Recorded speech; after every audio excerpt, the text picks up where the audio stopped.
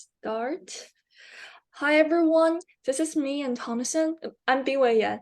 Today we're talking about large language models for abstract pick-and-place task planning in Drake. So the introduction and motivation is that abstract task planning in robotics is really hard, and that humans take a lot of our abstract and semantic understanding of tasks and the way we communicate tasks for granted. These are in no way obvious to the robot receiving the texts. And so the idea is to use a large language model such as GPT-3, which is trained on vast amounts of text data that encode kind of human reasoning into the text data. And these large language models demonstrate impressive high-level abstract reasoning capability because of their training set to act as a robot's brain. Our approach is use abstract human-defined task planner in Drake.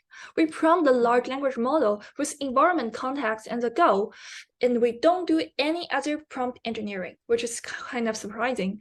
The large language model generates a series of pick-and-place actions. Note that since the large language model's output is virus and is kind of neural language, so we need some functions to standardize the output and extract pick-and-place specific actions. So here's an example of a prompt that we provide the manipulator. I think it's important to note that our Drake environment is just a modification of the chapter 5 bin picking example. And so we just have a simple tabletop environment with our manipulator in the center and a few objects that are generated around it. So the context we provide the LLM are the objects in the scene. So in this case, we have the 4 blocks and the 4 plates or disks. And then the goal that we provide to the LLM is that we want to sort the blocks onto the disks. And while not explicitly stated, the idea here is that the LLM will notice the relation between the blocks and the disks and place the blocks on the disk, the corresponding color. And not surprisingly, they did what we guessed. They generate step-by-step instructions about where to put each block exactly by their color, which is great for translate into instructions. So let's look at the example of our videos. There is actually 3 tasks, and the first task is place the blocks into a square formation and see it understand the square has 4 corners.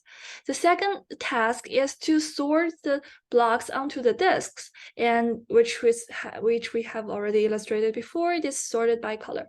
The final stack is stack all the blocks on the red disk, which demonstrate it understand what does it mean by stack and what does it mean by the geometric relationships.